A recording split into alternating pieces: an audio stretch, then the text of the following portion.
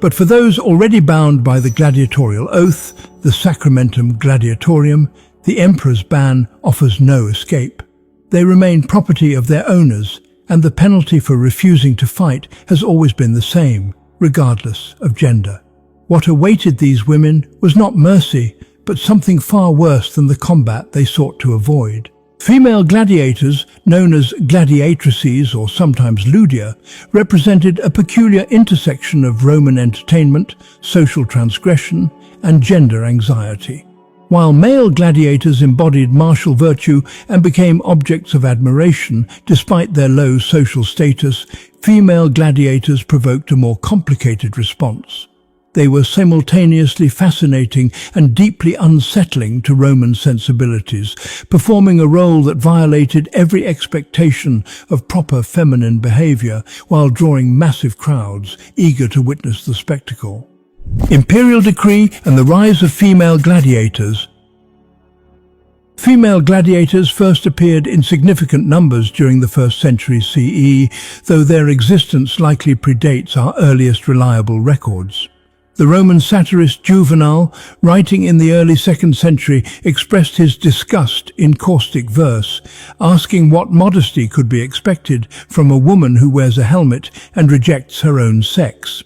The poet Statius, attending games sponsored by Emperor Domitian in 89 CE, described women fighting in the arena with shields and swords, their torsos bared, striking poses that made the crowd both cheer and recoil. Archaeological evidence confirms what the poets described.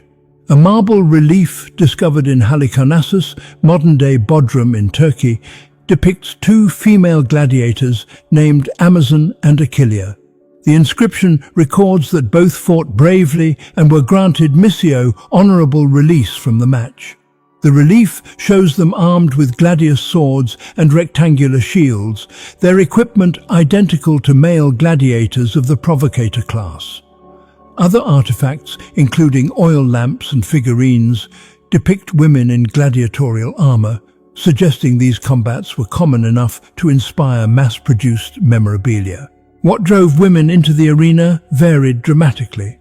Some were slaves or criminals, forced into combat as punishment or entertainment. Others were freed women or even freeborn citizens driven by debt, thrill-seeking, or the intoxicating promise of fame.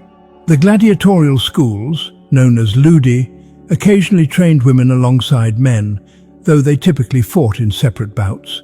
These female gladiators endured the same brutal regimen as their male counterparts. Endless training with wooden weapons, strict dietary control, and the constant shadow of death.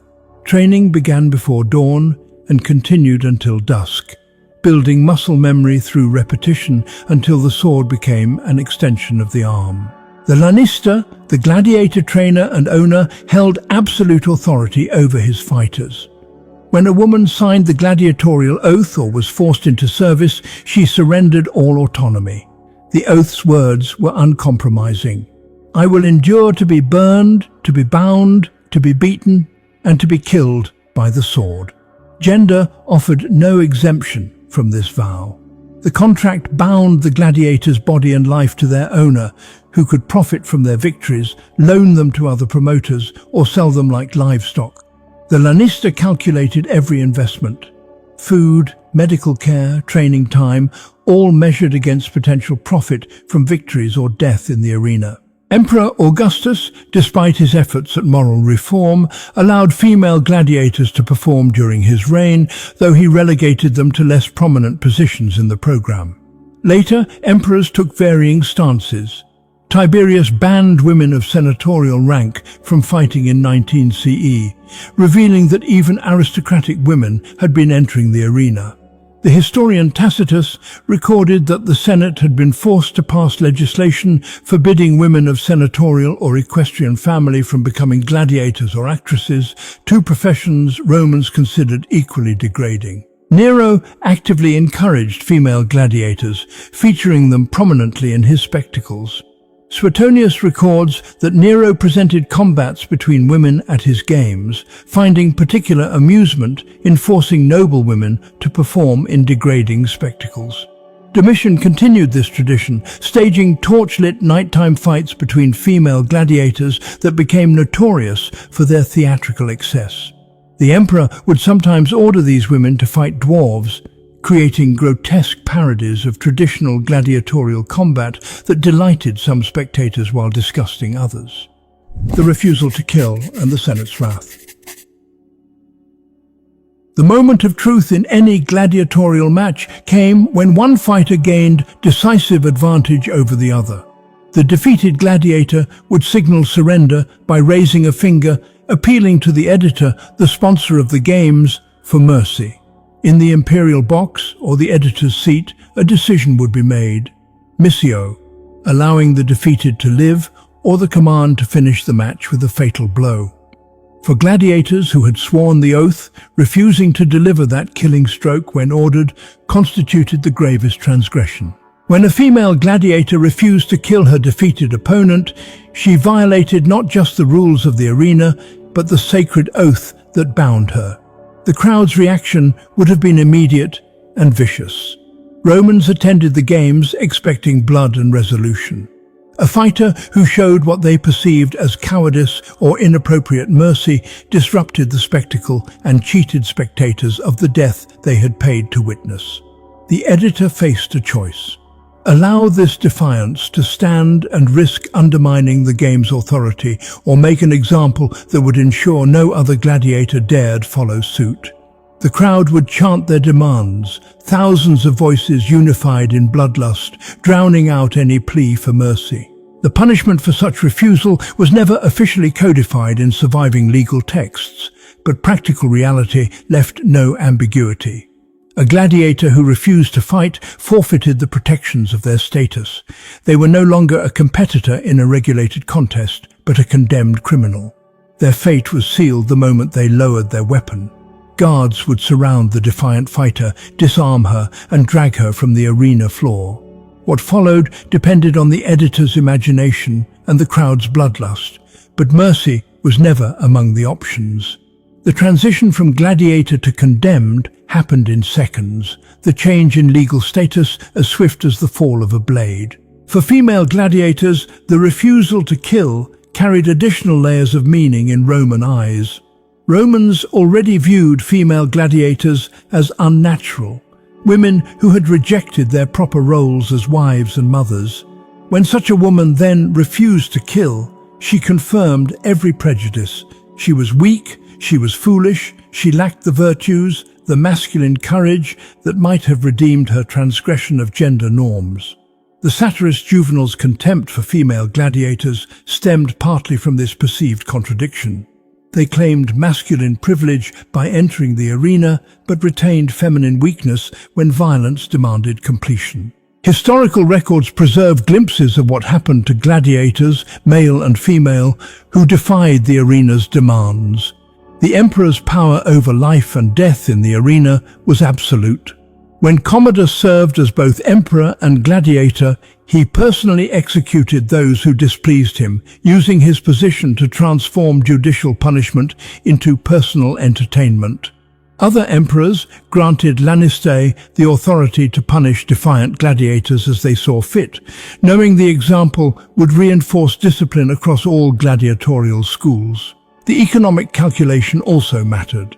A gladiator represented significant investment in training and equipment, but a defiant gladiator was worse than worthless. They actively damaged the Lanista's reputation and reduced the value of other fighters under the same ownership. Making an example of the defiant gladiator through public, brutal punishment served to protect the Lanista's remaining investments.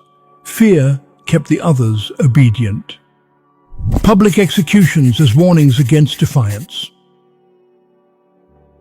The execution of defiant female gladiators typically occurred during the midday interval of the games, the period traditionally reserved for ad bestias executions and other forms of capital punishment. While morning featured animal hunts and afternoon brought prestigious gladiatorial matches, midday belonged to the damned.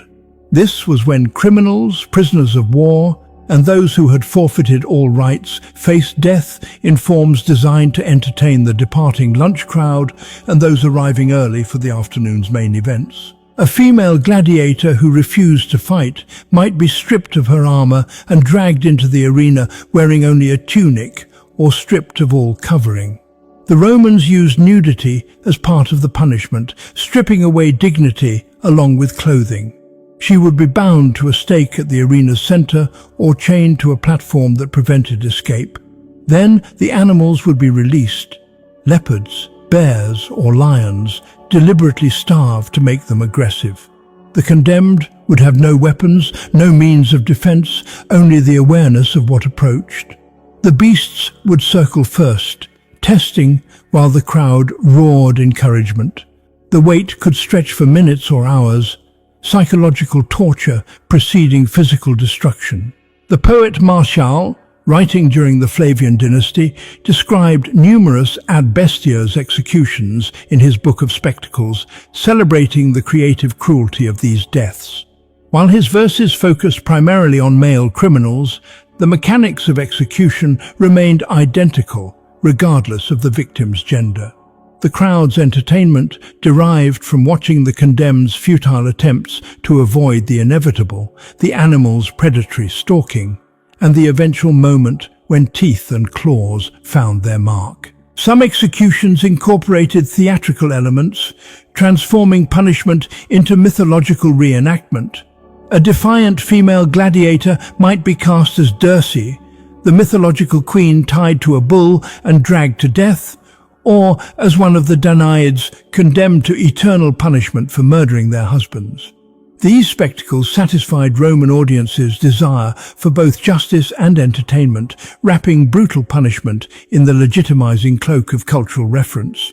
Costumes were prepared, props constructed, and the condemned forced to play their role in a grotesque performance.